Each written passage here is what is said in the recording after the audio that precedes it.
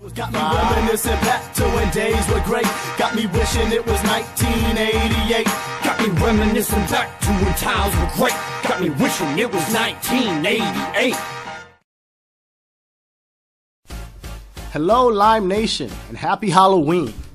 Welcome back to your October 2015 edition of the Rap Flashback, your monthly dose of hip-hop history.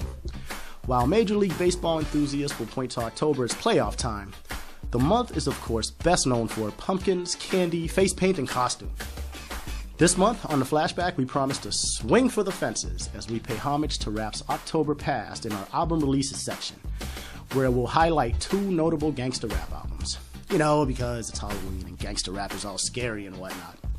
And keeping with the Halloween theme, we're also going to highlight some of hip-hop's spookiest tracks. In fact, I think we're about ready to get started. How we feeling, boys? Trick or treat, motherfuckers! Sorry, boys, I'm broke. All I got is sugar-free gum.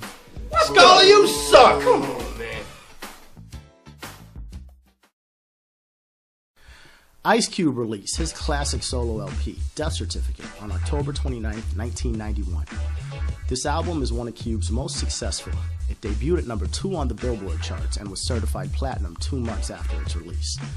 While Cube's first album, America's Most Wanted, featured heavy production from the Bomb Squad and thus a sonically edgier East Coast sound, on Death Certificate, Ice Cube utilized a more funk-driven, smoothed-out West Coast vibe to complement his politically charged tales of life in the hood. Cube's vision for Death Certificate involved 2 components: the death side, which represents where society is today, and the life side, which is a guide for what we should work for as a people. Some of my favorite tracks include the smoothed-out, street-oriented Steady Mobbin', the highly political and controversial I Wanna Kill Sam, True to the Game, a song that takes shots at MC Hammer in the context of selling out hip-hop culture, and Doing Dumb Shit, a fun song where Ice Cube pokes fun at himself while recalling tales from his youth. My favorite moment on this album, however, is No Vaseline, Ice Cube's reply to NWA's diss track 100 Miles and Running. I've been saying for a long time that this is the best diss track ever recorded. It's hardcore, witty, and truly hammers home the core issues surrounding Ice Cube's split from NWA. Trust and money issues stemming from manager Jerry Heller's involvement with the group, and more specifically his preferential dealings with Eazy-E. The scene from the motion picture Straight Outta Compton, where the rest of the group is listening to the track, does a great job of underscoring how powerful it was. They were pissed, but had to give Cube his credit for putting together an effective, clever reply. Kudos to Cube for a stellar album and a fantastic diss track. Motherfuckers. Staying in the NWA family, Eazy-E released his second LP, It's On Dr. Dre, 187 Killer, on October 19, 1993. It peaked at number 5 on the Billboard charts on its way to double platinum sales. It was Eazy's last significant offering before his untimely passing in 1994. As evident by the album title, It's On Dr. Dre, 187 Killer, was Eazy's reply to Dr. Dre's The Chronic. In short, contract disputes and shady business practices on the part of Suge Knight, and that's mildly put, resulted in Eazy unwillingly releasing Dr. Dre from his Ruthless Records contract. Doing so allowed Dre to start Death Row Records in partnership with Suge. The resulting fallout resulted in Dre, with the help of Snoop Dogg, dissing Eazy heavily on Dre Day. Eazy would spend the bulk of It's On Dr. Dre 187 Killer replying to Dre and Snoop's jabs. The CD inlet featured a picture of Dre from his world-class Wrecking Crew days, dressed in tight sequins and wearing eyeshadow. The album's most famous track, Real Motherfucking G's, featured Eazy hilariously referring to Snoop as an anorexic rapper, while claiming that Dre was getting treated like boot camp at Death Row, a reference to Suge's coercive business practices. Eazy also reminded the good doctor that his success at Death Row was still putting money in his own pockets, presumably due to contractual terms that protected Eazy's stake in Dre's career. He famously rapped, "I hope your fans understand when you're talking about spraying me. Same records that you're making is paying me." Given the fallout of the business relationship between the two men, this line stands out as a powerful blow. While various accounts suggest the two men would make amends before Eazy's death, their turmoil has to go down as one of hip-hop's most personal and famous beefs, and while The Chronic is the more well-renowned work, It's On Dr. Dre, 187 I'm Killer is certainly the more fierce offering. Rest in peace, Eazy-E, you are missed. We'll round out the segment with other notable October releases. The Ultramagnetic MCs with Critical Beatdown, October 4th, 1988. Biz Markie dropped The Biz Never Sleeps, featuring perhaps his most well-known track, Just a Friend, on October 10th, 1989. Public Enemy's Apocalypse 91, The Empire Strikes Black, featuring the politically potent Can't Trust Him and Shut Him Down, October 1st, 1991. Del the Funky Homo Sapien made noise with Mr. Dabalina and Dr. Bombay, both off his debut album called I Wish My Brother George Was Here, October 22nd, 1991. Black Sheeps, A Wolf in Sheep's Clothing, October 22nd, 1991. You can get with this, or you can get with that. That's right, Prof. The choice is yours. Engine, number, line. Common's debut, Can I Borrow $1, October 6, 1992. Common also dropped Resurrection, featuring the smash hit I Used to Love Her on October 10, 1995. Black Moon's classic, Enter the Stage, featuring Who Got the Props, October 19, 1993. Another classic, Scarface's The Diary, featuring the gloomy I Seen a Man Die, October 18, 1994. KRS-One's eponymous album featuring MCs Act Like They Don't Know, October 10, 1995. Fat Joe's magnum opus, the often underrated Jealous One's Envy, October 24, 1995. Dog Pound dropped Dog Food on October 31st, 1995. New York, big city of dreams. That's right, Prof, because everything in New York ain't always what it seems. Unless it's the Yankees sucking, of course. Yeah, Yankees suck! Yankees suck! Oh, you know it, baby. Ghostface Killer's Iron Man, featuring Daytona 500, and the emotional All I Got Is You, October 29th, 1996. Mos Def's Black on Both Sides of Miss Fat Booty fame, October 12th, 1999. Now, who among us can't appreciate a fat booty? Now, wait a minute, Scholar. How fat exactly is the booty? Damn it, Prof. Fat enough. Come on. Moving right along. Ludacris dropped Back for the First Time, featuring the smash What's Your Fantasy on October 17th, 2000. And last but never least, Stankonia by the legendary Outkast, October 31st, 2000.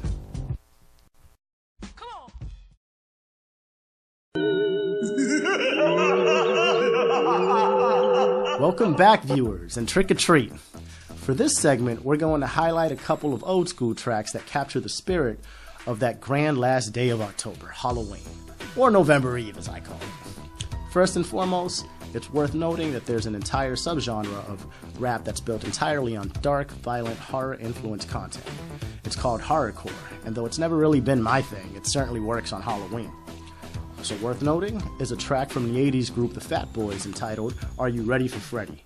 A funky song that features the trio's spin on the Nightmare on Elm Street movie, complete with a rapping Freddy Krueger.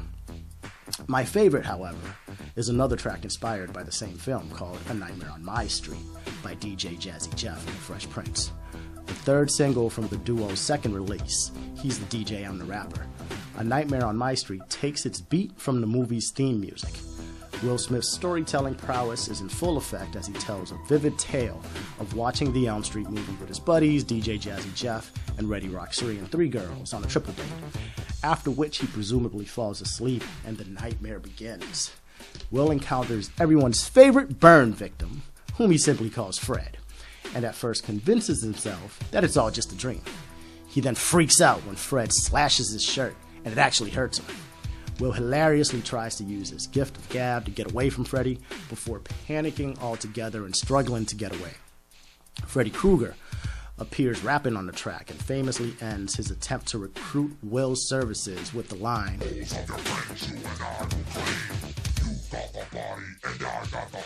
That's it. In the end, Will wakes up, a nightmare survivor, and decides to call Jazzy Jeff at 3 in the morning to warn him not to fall asleep.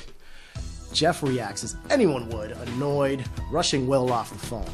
The song ends hilariously, with Jazzy Jeff screaming in terror as Freddy appears and captures him. Score a victory for Halloween. Freddy Krueger, A Nightmare on My Street.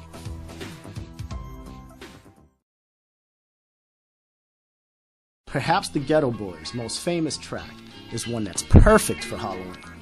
Featured on 1991's We Can't Be Stopped, Mind Playing Tricks on Me peaked at number 1 on the hip-hop and R&B charts and featured Willie D, Scarface, and Bushwick Bill, taking us on a street tale-themed journey exploring various mental and emotional states, such as fear, paranoia, delusion, and angst. While all three MCs provide stellar verses, the most memorable moment, especially when accompanied by the video, is when Bushwick Bill talks about getting into a Halloween night fight with an old adversary. Blood flew as Bill punched the guy to the ground.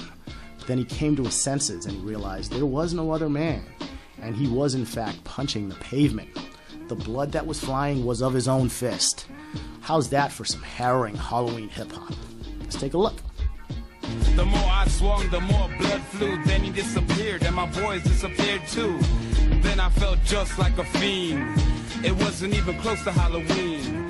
It was dark as fuck on the streets. My hands were all bloody from punching on the concrete. God damn, homie. My mind is playing tricks on me.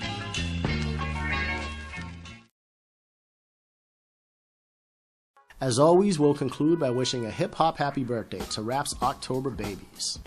One half of both Black Star and Reflection Eternal, Talib Kweli, October 3rd. Fellow Soulquarian, Black Thought, October 3rd. Godfather of the New Jack Swing Sound, Teddy Riley, October 8th.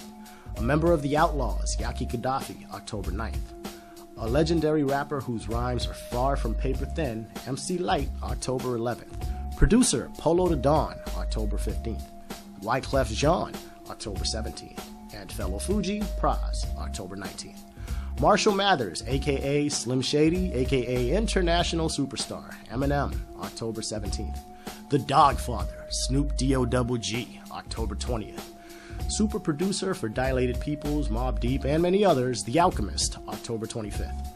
Arrested Development, MC Speech, October 25th. Busy Bee Starsky, October 26th. And finally, born on Halloween, Adam Horowitz, the King at Rock, October 31st. And that concludes this month's look back into hip-hop's fabled past.